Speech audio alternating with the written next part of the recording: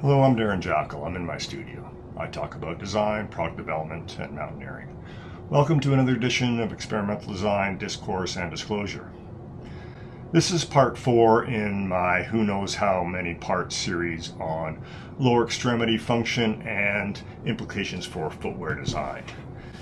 I should probably just give you a little bit more background on how I came to be doing this almost 30 years after the fact. So once I got back to Calgary from Barcelona, Spain, I found some advisors at the Human Performance Lab and got to work on this project.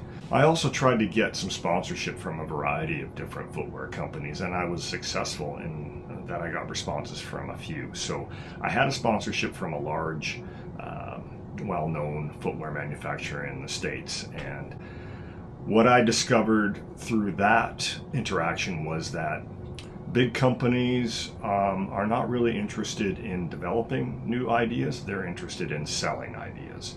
And that when I was supposed to get down to their headquarters and present to them, I was told by my contact that, hey, be careful of what you tell us, because if we like what we see, we're just going to take it. So that was sort of my intro into the real world of business. I was also required to deal with the tech transfer organization of the University of Calgary because of my sponsorship, going down there and giving up, sensitive intellectual property. What a disaster these people are. Anyways, I got a lesson in business and in tech transfer, and it kind of soured me for the most part. I realized that when I got down to this footwear company, that their idea of a designer was someone who picked next year's colorway or the kind of laces that you're going to have. None of these people had any clue of how the lower extremity really functions.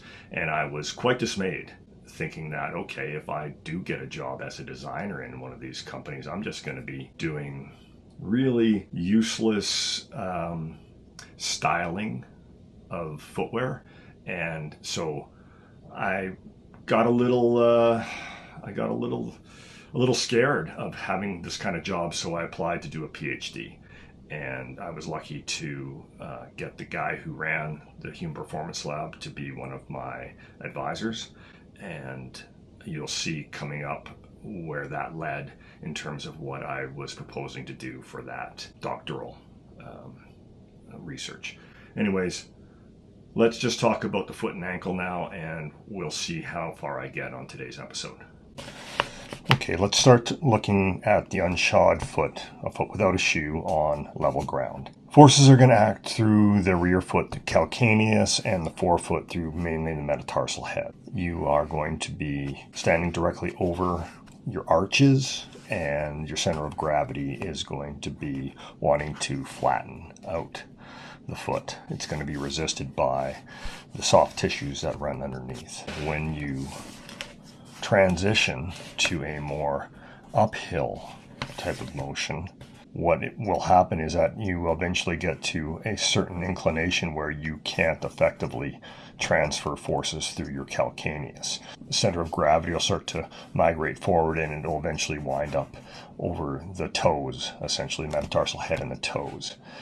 This is going to passively crank up that one system from the muscle tendon units being routed at a distance from the ankle joint axes. Okay, so this is going to support your foot when it's acting as a truss, being pulled together through the plantar ponderosa and the calf muscles attaching to the calcaneus and transferring into the forefoot. This changes greatly when propulsion is no longer horizontal and you now are climbing vertically.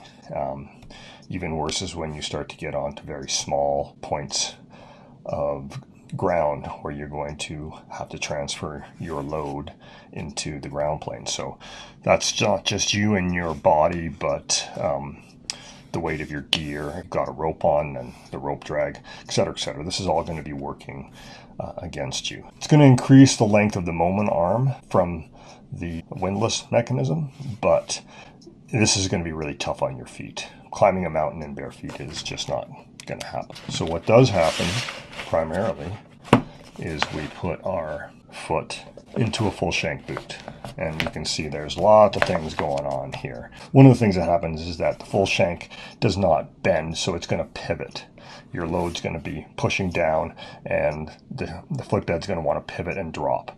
And what you're going to have to do is contract your calf muscles, and that's going to bring your foot up. Basically, it's going to start to plantar flex your foot at the ankle joint axis. Because you don't let the metatarsals bend with the full shank boot, you're dealing with an unstrung bow. We'll go through this scenario a little more. You're going to be pulling up on your calcaneus. This is going to start to relatively plantar flex, so you're going to lose some of that mechanical advantage. You're not going to take it up here. You're going to have to use the arches of your foot to kind of hold the footbed up against your foot. So what can happen is, and what you're told to do, ice climbing especially, is to drop your heel. It sort of lets you hang on your muscles. And what may happen is that this is going to shorten the foot, and you might slide back into your boot, and your heel might start to be pushed up against the rear part of the boot. And I know this is what happens to me in my footwear, is when I take off and the calf is contracting and we're losing our mechanical advantage from the soft tissue structure, and we're not taking it up by the toes flexing at the metatarsophalangeal with the windlass mechanism, and we get exaggerated motion in the heel. And I'll show you in a minute on the models how this works. This is how I have been wearing out my boots. Like I said, my boots are generally in pretty good shape in the toe, but where they're blown apart is in the heel. Let's take a look at that on the model. What's going to happen is you're not going to be able to flex your foot at the metatarsophalangeal joint with the full shank boot.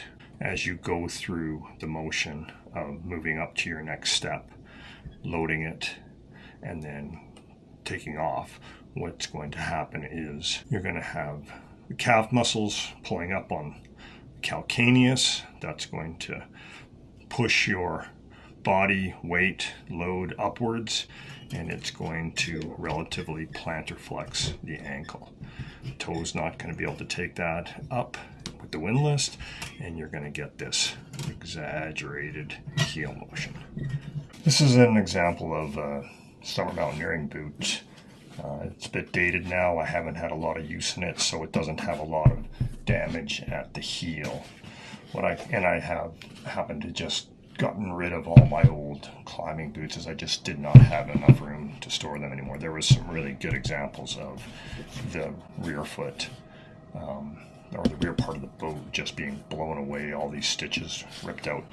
You can see it on this pair of, so you can see where basically my calcaneus and the huge bone spurs I have from 20 years of telemark skiing have just really destroyed the inside of this boot.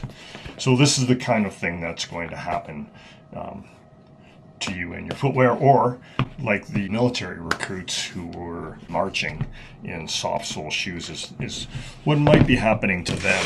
Maybe because the sole is not stiff and it's not really helping your foot to maintain its arch, they may be breaking their metatarsals at the loading phase with mid-stance phase, whereas the guys who were breaking their metatarsals in the full shank boots were probably doing it at the later stage during like the climbing scenario I was showing you with the exaggerated heel motion on the unstrung bow. That's going to be basically the explanation for what the issue is with climbing, and I'm going to show you in the next video what I was thinking about in terms of solutions. I'm going to wrap it up about here. This is getting towards the 10-minute mark, and I find that's about the right amount of time for these things. Probably be able to get this series done in one more episode where I will explain this thing, and then we'll get on to some other things I was doing later on in terms of PhD research. Why am I doing these things? Well, this is a bit of a retrospective of my life's work. I'm trying to decide whether or not I push on with any of these ideas doing case studies. Trust me, I understand that project like this will never see the light of day in terms of a commercial project. However, I may, with my time left, try and make some of these footwear ideas, concepts for myself to try out. I think they would be pretty cool. So again, I'm disclosing this information. I'm claiming ownership of it, and I'm setting it out there in the world, keeping my freedom to operate. That's about it, I think. Anyways, I'm Darren Jackal. I'm in my studio. I talk about product development, design, and mountaineering. Thanks again for stopping by. This has been another edition of Experimental Design, Discourse, and Disclosure. We'll see you next time.